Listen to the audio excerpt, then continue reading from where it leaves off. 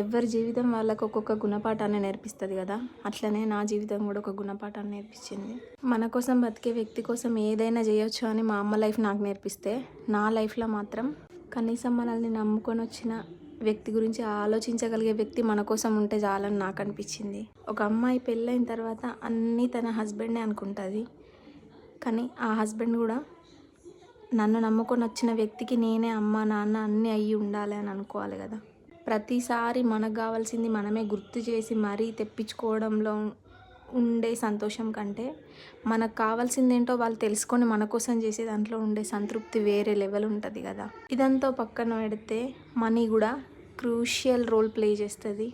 మనం బతకడమే కష్టంగా ఉన్నప్పుడు ఇంకొకరికి జన్మనిచ్చి వాళ్ళ లైఫ్ తోటి కూడా ఆడుకోవడం అస్సలు కరెక్ట్ కాదు. నన్ను అడిగితే నా లైఫ్లో నాకున్నదైతే నా పాప ఒక్కతే. ఆమె కోసమే నేను లైఫ్లో ఏదైనా చేయాలనుకుంటున్నాను.